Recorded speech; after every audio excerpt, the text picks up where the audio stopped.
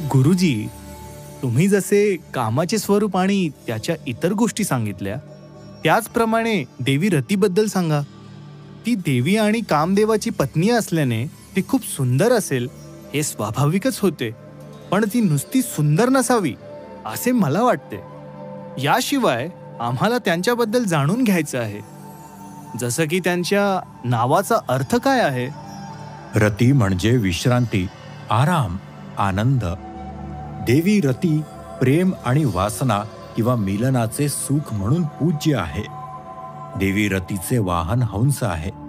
तिच्या डाव्या हातात ऊस आणि उजव्या हातात कमळ आहे.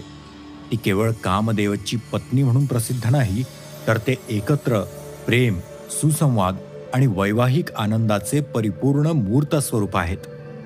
कामकला, कामप्रिया, रागलता, रेवकामी इत्यादी हे तिचे इतर अनेक नावे आहेत. गुरुजींच्या या नावांवरून असे दिसते की रती ही केवळ लिंग देवता आहे, पण एक स्त्री जी देवीही आहे ती फक्त गोष्टींची देवी आहे. हे कसं शक्य आहे? तिच्यात सामान्य स्त्रीसारखा किंवा इतर देवीसारखा आईचा गुण नाही? नाही केदार, देवी रतीला केवळ लैंगिक आणि आकर्षणाची देवी म्हणून पाहिले जात नाही. जसे तिच्या नावावरून देखील सूचित होते, संस्कृतमध्ये रती या नावाचा अर्थ आहे प्रेम, लैंगिक उत्कटता किंवा मिलन आणि कामाचा आनंद. कामकला म्हणजे कामाचा अंश, कामप्रिया म्हणजे कामाची प्रिय, रागलता म्हणजे प्रेमाची मदिरा, प्रीतिकाम, रेवकामी म्हणजे कामाची पत्नी आणि रतिप्रीती. रती हे स्त्री बीजाचे प्रतीक आहे. हे स्पष्ट आहे की ती केवळ लैंगिक इच्छेच्या, लैंगिक आनंदाच्या पैलूचे प्रतिनिधित्व करते. त्यांचा जन्म किंवा मातृत्वाशी काहीही संबंध नाही. गोरा वर्ण, तीक्ष्ण डोळे आणि 1000 अप्सरांएवढी सुंदर असलेली तिचे वर्णन अनेक पुराणांमध्ये केले आहे. रती ही प्रेम आणि उत्कटतेची देवी आहे.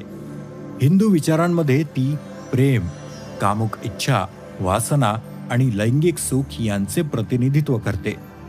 गुरुजी, तुम्ही देवी रतीचे इतके सुंदर वर्णन केले आहे, तिच्या सौंदर्याबद्दल इतके सांगितले आहे, पण देवी रतीच्या सौंदर्याचा पुरावा तुम्हाला कुठून मिळाला? आपल्याला माहिती आहे की कामदेवाने तिच्याशी लग्न केले, तिच्याकडे आकर्षित झाले म्हणून ती सुंदर असावी, पण ती सर्व अप्सराहून सुंदर होती हे कसे कळते? तिचे सौंदर्य आणि कामुकता पौराणिक कथांमधून सांगण्यात आली आहे, जिथे तिला एका तरुण स्त्रीच्या रूपात चित्रित करण्यात आले आहे, जिच्याकडे प्रेमाचे देवता कामदेवाला मोहित करण्याची शक्ती आहे. शिवपुराणात असे लिहिले आहे की रती देवीचे सुंदर शरीर पाहून कामदेवाचा ताबा स्वतःवरून पूर्णपणे निघून गेला. आता रतीच्या सौंदर्याचा आणि तिच्या चंचलपणाचा अंदाज तुम्ही यावरून नक्कीच लावू शकता. एवढेच नव्हे तर कामदेवांना स्वतःला त्यांच्या प्रेमाच्या बाणांनी भुरळ पाडली.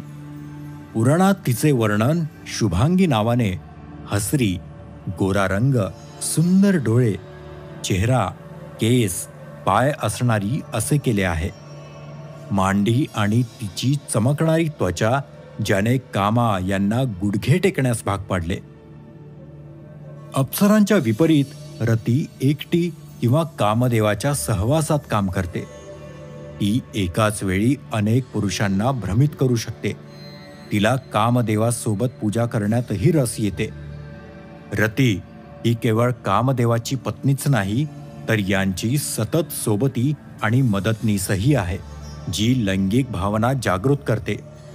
मंदिरातील शिल्पे आणि कलेमध्ये कामदेवाची ओळख सहसा रतीसोबत केली जाते. गुरुजी, माझ्या मते रतीदेवीची उपासना ही कामदेव सारखी कामासाठीच केली पाहिजे, किंवा याशिवाय दुसरं कारण यासाठी आहे का? प्रेम ही जीवनातील सर्वात महत्त्वाची गोष्ट आहे आणि देवी रती केवळ लैंगिकता आणि लैंगिकतेशी संबंधित नाही, तर शुद्ध प्रेम देखील आहे आणि नात्यांचा जन्म फक्त प्रेमातून होतो. देवी रती कोणालाही तिच्याकडे आकर्षित करण्यास सक्षम आहे, जसे मी आधीही सांगितले आहे. परंतु सामान्यतः रती साधना ही कौटुंबिक जीवन आनंदी करण्यासाठी केली जाते.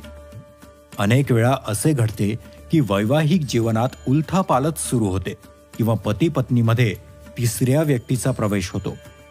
अशा वेळी रती साधना अनिवार्य असते. रती साधनेमध्ये अशी शक्ती आहे की ती आपल्या शत्रूलाही स्वतःकडे आकर्षित करू शकते. रती साधना मुख्यतः मोहिनी आणि सौंदर्य प्रदान करते, ज्यामुळे तुम्ही समोरच्या व्यक्तीला कामुक होण्यास भाग पाडता. हळूहळू ती तुमच्या डोळ्यात आकर्षण आणते, जेणेकरून कोणीही तुमच्याकडे आकर्षित झाल्याशिवाय राहू शकत नाही. रती साधना विशेषतः स्त्रियांसाठी आहे, पण पुरुषही ते करू शकतात. कामदेव आणि रती दोघेही लिंग आणि आकर्षणाच्या देवता आहेत, पण देवी रती स्त्रियांची बाजू मजबूत करते. पुढील एपिसोडमध्ये आपण काम आणि आनंदाच्या वास्तवाबद्दल बोलूया. त्याबद्दल जाणून घेण्यासाठी ऐकत रहा